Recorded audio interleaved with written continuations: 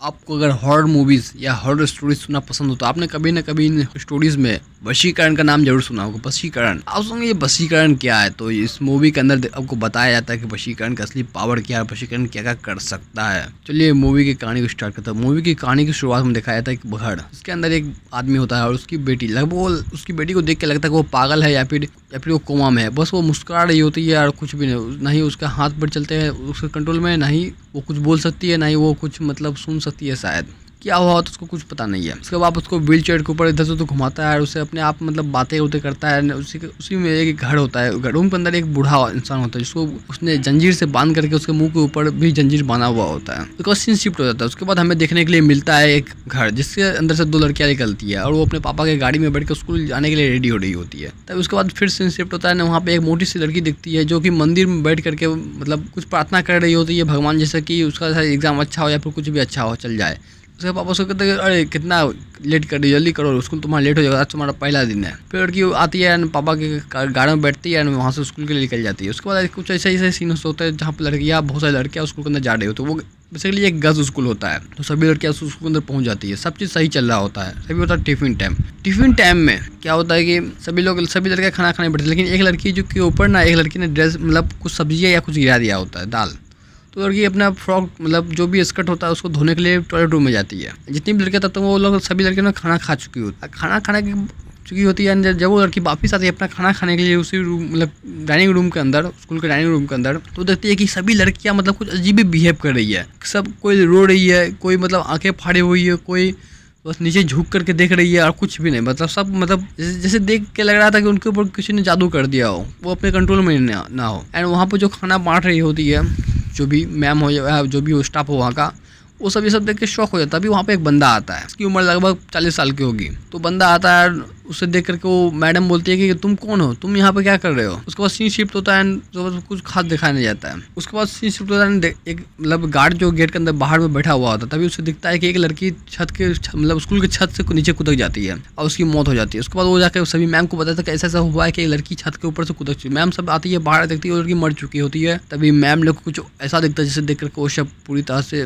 Shock हो जाती है, मतलब पूरी तरह से हिल जाती है। मैम देखती है कि छत के ऊपर और 10 लड़कियां खड़ी हुई है और कूदने के लिए तैयार है। वो लड़कियों को मैम कहती है कि तुम पीछे हट जाओ, तुम लोग ये क्या कर रहे हो, क्या हुआ है, तुम क्यों नीचे आ रहे हो, ऐसा वैसा। क्योंकि वो लड़कियां बस रो रही होती है और मैम वो कहती है कि मैम हम भी ये करना नहीं चाहते, पर हमें अंकल ने कहा है, हमें ये करना ही होगा। उसके बाद तभी वो मैम और वो जो गार्ड होता है वो सब छत के ऊपर जाते हैं। उस लड़की को उनके पास जाके बोलते हैं कि तुम लोग ये क्या कर रहे हो, उनको धमकाते कि मैं तुम्हारे स्कूल तुम्हारे मतलब स्कूल से बाहर कर दूंगा, ये कर दूंगा। पर वो लड़कियां तो अपने कंट्रोल में नहीं होती है। उसके बाद वो गार्ड क्या करता है कि एक लड़की को जाता है बचाने के लिए, पीछे से सोचता है कि मतलब उसे पीछे से पकड़ लूंगा, वो उस लड़की को मैं नीचे उतार लूंगा। तभी वो लड़की नीचे गिर जाती है, उसके साथ साथ एक और लड़की भी नीचे गिर जाती है। जितनी भी मैम होती है उस मतलब गार्ड को मारने लगती है कि तुमने ये क्या कर दिया, तुम्हारे वजह से लड़की की जान चली गई। तभी वो लड़की बोलती है कि अगर आपने प्रताप अंकल को 3 बजे से पहले नहीं कूदा तो हम सब यहाँ से कूद जाएंगे। तो मैम कहती है ये सब तुम क्या कर रहे हो, कौन है प्रताप अंकल, किसने तुम्हें ये सब करने के लिए कहा। होता है मुझे हमें नहीं कुछ पता, हमें अंकल ने बस ये करने के कहा 3 बजे तक में प्रताप अंकल नहीं मिलते हैं तो हम यहाँ से नीचे कूद जाएंगे। उसके बाद मैम सब उसको धमकी देती है कि हम तुम्हें स्कूल से बाहर कर देंगे, ये कर देंगे, वो कर देंगे। पर वो लड़कियाँ कुछ भी सुनने के लिए तैयार नहीं होती है। वो लड़कियाँ बस यही कह रही होती है कि हमें नहीं कुछ पता,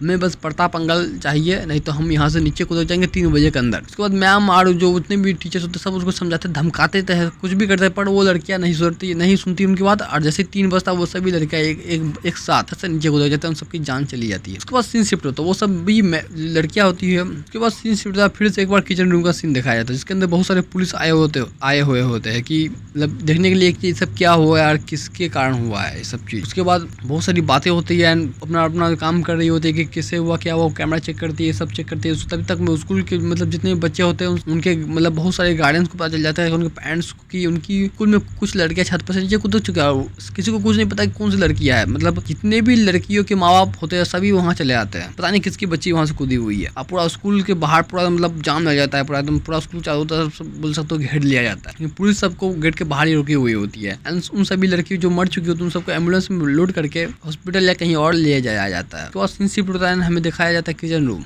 मतलब डाइनिंग रूम जहाँ पे सब लड़के खाना खा रहे होते हैं, वहीं पे सब लड़के बैठ के कोई कुछ नहीं बोल रहा है, सब बस कोई रो रहा है, कोई मतलब आंख फाड़ा हुआ है, बस वही सब सीन। तभी एक लड़की वहाँ से उठती है, पुलिस के पास आती है, बोलती है कि पुलिस अंकल, हम अंकल ने आपको एक मैसेज देने के लिए कहा है। बोलते कौन अंकल, किसने तुम्हें क्या मैसेज देने के लिए कहा है? तभी वो लड़की बोलती है कि हमें वो सब नहीं पता, हमें बस अंकल ने कहा है कि प्रताप अंकल को आपको ढूंढना पड़ेगा आज 5 बजे से पहले, नहीं तो बहुत बुरा होगा। तो कौन प्रताप अंकल और किस अंकल ने तुम्हें पहले ये बताओ। तो वो सब हमें नहीं पता। लड़कियाँ बोलती है बस आप प्रताप अंकल ने मतलब वो उन अंकल ने आपको बस ये मैसेज देने के लिए कह दिया था, मैंने आपको मैसेज दे दिया। और तभी वो लड़की पीछे घूरती है, जितनी भी गर्ल्स होती है लगभग उन सभी को, तो गर्ल्स मैंने अपना पहला मैसेज दे दिया है पुलिस को, अब तुम अपना काम कर सकती हो। उसके बाद सभी लड़की जैसे पागल सी हो जाती है, मतलब वहाँ से भागना, चिल्लाना और भागना शुरू कर देती है। जिसके हाथ में जो भी होता है वो उसी को लेकर पुलिस के ऊपर हमला कर देती है, मैम के ऊपर हमला कर देती है। एवं बहुत सारे लोगों को घायल करके वहाँ से स्कूल से भागने लगती है। बहुत सारे पुलिस उनको रोकने की काफी कोशिश, लेकिन किसी के कंट्रोल में वो लड़कियाँ होती ही नहीं। लगता है जैसे कि उनकी अंदर कोई शैतान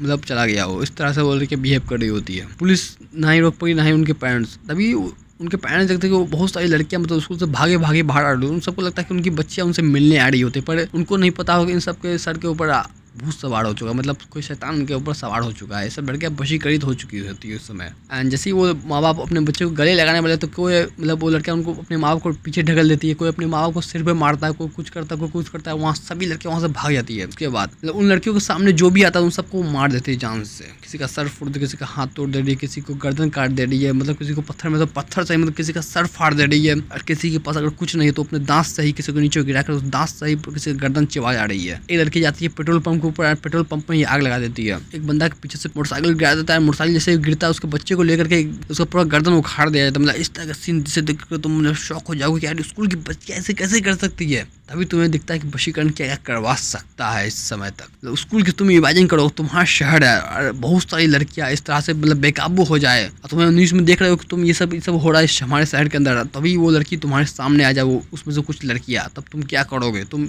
कमेंट में जरूर बताओ इस सब चीज़ों को कि ऐसे सिचुएशन में तुम क्या करना पड़ेगा। तुम वहाँ से भागोगे या उनका सामना करोगे, तुम क्या करोगे? बस यही सब चलो। उसके बाद पुलिस भी मतलब इसे देख कर पूरी तरह शॉक हो जाता है, भाई ये हो क्या रहा है यार। कुछ किसी को कुछ समझ, क्योंकि उन्होंने कभी भी पहले इस तरह की चीज़ें कभी एक्सपीरियंस करी ही नहीं था। पुलिस को भी नहीं पता, सब लोग बात करते भाई ये सब क्या हो रहा है, क्या इसने कौन है अंकल, कौन है प्रताप अंकल, और इन लड़की को क्या हो गया। अभी भी काफी 100 से भी ज्यादा लड़कियां स्कूल के अंदर होती है जो कि बैठी हुई होती है, रो रही होती है, वही सब सिचुएशन। और पुलिस उन सबसे बात करने की कोशिश करती है, अरे बताओ कौन है अंकल, कौन प्रताप अंकल, तुम क्या कर रही हो, तुम्हें क्या हो गया। वो लड़के कुछ नहीं बोलते, बस बैठी हुई रहती है। तभी वहाँ से फिर एक और लड़की उठती है एंड पुलिस को बोलती है कि अगर आपने प्रताप अंकल को नहीं ढूंढा तो बहुत बुरा होगा। तो क्या होगा? तो कहता है मुझे नहीं पता, बस प्रताप अंकल को आपको ढूंढना नहीं तो बहुत ही ज्यादा बुरा होने वाला है। तभी वहाँ पे एक बंदा आता है जो कि हमें सीन की शुरुआत में मतलब मूवी की शुरुआत में दिखता है। वो वही बंदा वहाँ पर स्कूल के अंदर आता है, वो पुलिस को बोलता है कि मैं जानता हूँ इन सब के ऊपर क्या हुआ है। तो पुलिस पूछता क्या हुआ इन सब के साथ? कहता है वो वशीकरण में है, तो इन सबको रोका कैसे, वो मतलब इन सबको रोका कैसे जा सकता? तो वो बंदा बोलता है कि इन सबको रोका नहीं जा सकता है, हम कुछ भी नहीं कर सकते जब तक जिसने इनके ऊपर वशीकरण नहीं किया है वो वशीकरण को तोड़ ना दे। उसके बाद वो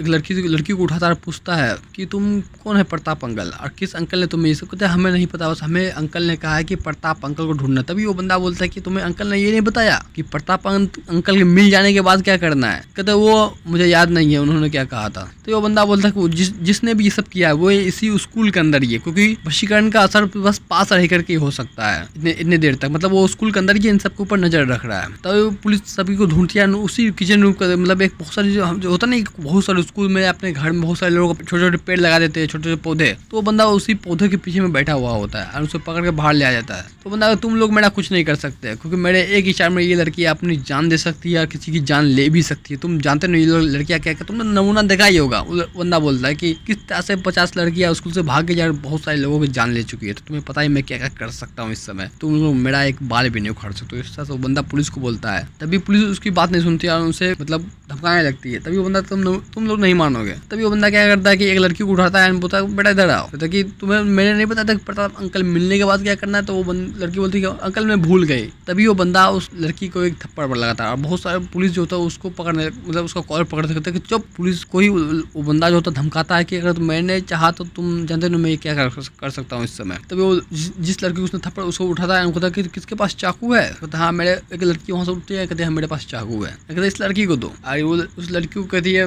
कि बेटा अपना हाथ काट लो। लड़की अपना हाथ काट लेती है एंड आने पे उस लड़की के माँ बाप वहीं पे होती है। उसके उसके माँ बाप इस सब देख करके मतलब शौक, अरे ये मेरे बेटे ने क्या कर लिया, उसे रोकने के लिए जाता है, तभी वो उनका कहता है एक बार काटो। तो वो बंदा कहता है जिसने भी इस लड़की को रोकने की कोशिश की, जितनी बार तुम रोकने की कोशिश करोगे उतनी बार ये लड़की अपना हाथ काट लेगी। उसके बाद उसके माँ बाप को लगता है ये सब बकवास है। वो फिर जाते, फिर वो लड़की अपना, फिर वो जाता, फिर लड़की अपना हाथ काट ले रही है। इवन वो लड़की अपनी जान दे देती है उतनी देर में। पूछती है कि मतलब पुलिस का गन ले लेता है वो बंदा, कहता है किसी को यहाँ पर गन चलाने आता है, कहता है हाँ, तो लो बेटा तुम ये गन ले लो, आज जो भी मैं कहूँ वो करना है इस गन से।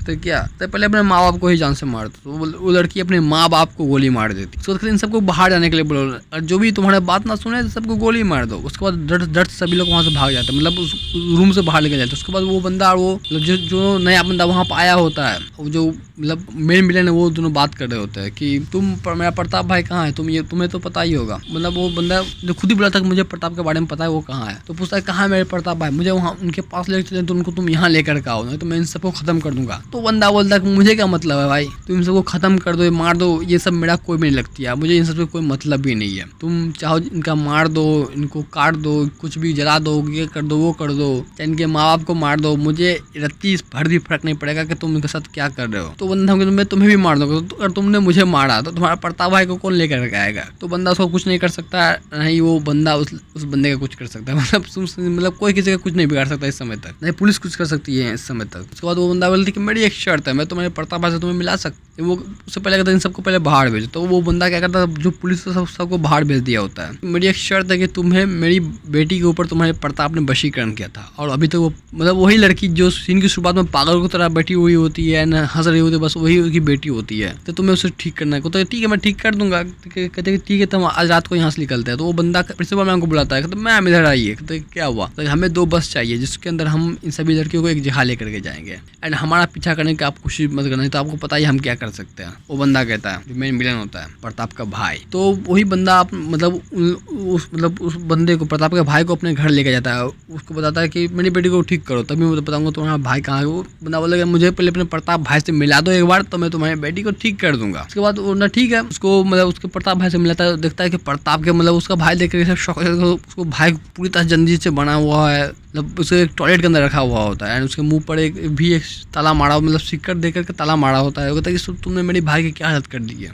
बंदा मतलब इरिटेट होने लगता है उस जगह पर। तो जैसे बकवास बंद करो, पहले मेरी बेटी को ठीक करो। तो तुम मेरी बेटी को लेकर तभी मैं ठीक करूँगा। तो नहीं तुम मेरी बेटी के पास चलो। ये सब बातचीत होता है। फिर वो बंदा जो अपनी बेटी को लेकर आता है उस रूम के अंदर, वो बंदा कहता है कि ये वशीकरण का असर तो इतना दिनों तक कैसे रह सकता है यार, 12 साल हो चुके हैं, तो वशीकरण का असर तो खत्म हो जाना चाहिए। तो वशीकरण का असर ज़्यादा कुछ दिनों तक ही बस रह सकता है, या ज़्यादा 1 साल तक, इतने दिनों तक तो वशीकरण का असर नहीं रहेगा। तो वो बंदा कहता है मुझे नहीं पता ये सब क्या है, नहीं है तुम ये सब जानते हो, तुम मेरी बेटी को बस ठीक कर दो। तो बंदा कहता तुमने जरूर मेरे प्रताप भाई से कुछ उधार लिया होगा, तुमने नहीं दिया होगा। कहता है कि मैंने कुछ भी तुम्हारे प्रताप भाई से नहीं लिया है, बस उसने मेरी बेटी को शक्कर खिलाया था, और उसके बाद से मेरी बेटी के साथ ये सब हो चुका है। उस बंदे की भी अपनी एक अलग ही कहानी है, जिसे मैं तुम्हें कभी और बताऊंगा किसी और कहानी में। तो उसको तो सोचने की कोशिश करो तुमने मेरे प्रताप भाई से क्या लिया। तो बंदा सोचता है, बोलता है हाँ तुम्हारे प्रताप भाई ने मुझे एक चाय पिलाया था जिसका 10 रुपये मेरे ऊपर उनका उधार है। तो ठीक है तो भाई 10 रुपये मेरे भाई प्रताप भाई को दो, एंड तुम्हारी बेटी ठीक हो जाएगी। कहते हैं इतना आसान है। कहता हाँ इतना आसान है, तुमने धार लिया, मतलब तुमने मेरे प्रताप भाई से 10 रुपये लिए हुए थे, तभी तक इसका असर वशीकरण का असर अभी तक है, नहीं तो वशीकरण कब खत्म हो जाता। तो बंदा 10 रुपये लेता है एंड उसको प्रताप को देता है, फिर उसकी सच में उसकी बेटी लगभग ठीक हो जाती है। लेकिन जैसे उसकी बेटी ठीक वो जो चिल्लाने लगती है, प्रताप को जान से मारने की कोशिश, लेकिन उसके बाद तो उसका पेट टूट चुका होता है,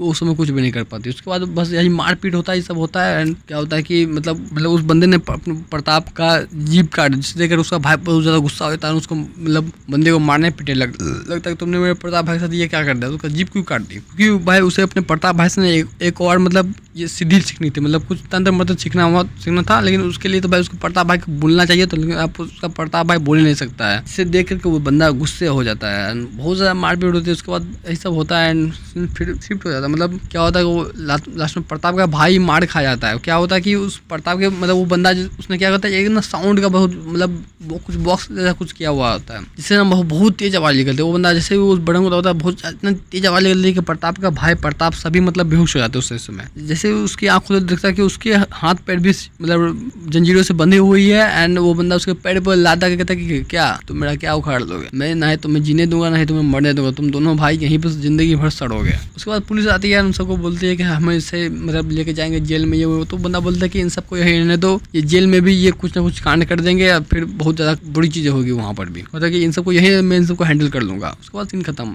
तो भाई ये मूवी काफी ज्यादा खतरनाक है। एंड मूवी अभी रिलीज ही हुई, तो जाकर भाई थिएटर्स में देखो अगर तुम्हारे शहर में ये मूवी अवेलेबल है तो। काफी ज्यादा खतरनाक मूवी है एंड फैमिली को भी ले जा सकते हो। कोई बल्गर सीन इसमें अंदर नहीं, मतलब वही भूल भाल कोई सेक्सुअल सीन इसके अंदर नहीं है, ठीक है। तो सब कुछ सीन नहीं है एंड काफी ज्यादा मतलब वही मार काट है थोड़ा मोड़ा, जाकर देख सकते हो। तो मूवी काफी ज्यादा अच्छा है। वीडियो चलो, वीडियो को लाइक और चैनल सब्सक्राइब कर लो। मिलते हैं अगले वीडियो में। कमेंट करके बताओ कि भाई मैंने क्या गलती की इस स्टोरी के अंदर, किस चीज़ को मैं बेटर कर, ये प्लीज़ मुझे बता देना।